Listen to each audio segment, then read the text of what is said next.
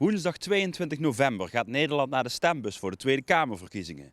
Vanuit de Limburgse Land- en Tuinbouwbond vinden wij het interessant om te laten weten hoe de verschillende partijen denken over de agrarische sector. En zijn we benieuwd naar de standpunten van die partij.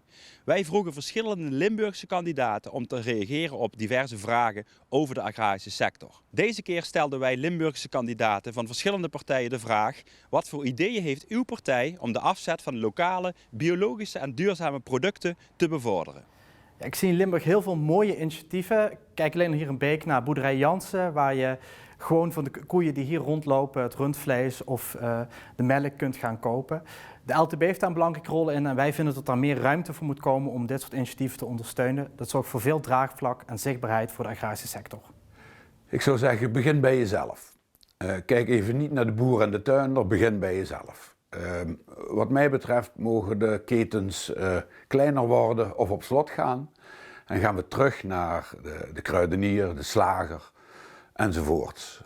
Gezonde producten tegen een eerlijke prijs voor de boer, maar ook voor de consument. En ik denk dat we dan al een heel stuk verder zijn. GroenLinks Partij van de Arbeid vindt het heel belangrijk dat de consument eerlijke, duurzame biologische producten kan kopen voor een goede prijs. Maar ook dat de boer daar een eerlijke prijs voor krijgt. Dus wij gaan supermarkten aanspreken op hun rol in deze transitie. Het is heel belangrijk dat supermarkten ook gewoon goede producten aanbieden en dat de boer daar een eerlijke prijs voor krijgt. Ik was laatst bij een boer die 300 kilo appels verkocht aan supermarkten voor €100. Terwijl het in de supermarkten appels natuurlijk veel duurder zijn. Dat moet anders. Supermarkten moeten hun rol nemen. Ja, de ChristenUnie wil een nieuwe eetcultuur bevorderen, waarbij er aandacht gaat naar lokale, biologische en gezondere producten en dat die zoveel mogelijk in de supermarkten, in de horeca en ook in de catering worden gebruikt. We willen meer inzetten op lokale voedselmarkten, we willen samenwerkingsverbanden, coöperaties en dat soort zaken willen we echt meer gaan promoten, zodat lokale producten veel meer afgezet worden in de eigen regio. Daar geloven wij heel erg in. Ja, we willen eigenlijk inzetten op kortere ketens.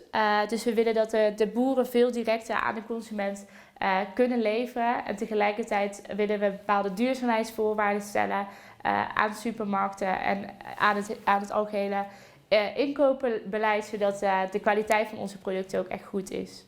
De Partij voor de Dieren wil een lager btw-tarief voor biologisch en natuurinclusieve producten. Ook vinden wij een omschakelsubsidie naar biologisch een goed plan. En we willen scherpere milieuregels voor de intensieve veehouderij. En natuurlijk moet je zelf ook het goede voorbeeld geven met je boodschappenkarretje. Wat wij als BBB heel belangrijk vinden, is het ondersteunen van onze agrariërs, maar ook van ons midden- en kleinbedrijf. En daar hoort natuurlijk ook bij dat we het belangrijk vinden dat onze inwoners lokaal kopen. En dat stimuleren wij dan ook zeer zeker. En dat is ook nog eens heel erg goed voor onze economie.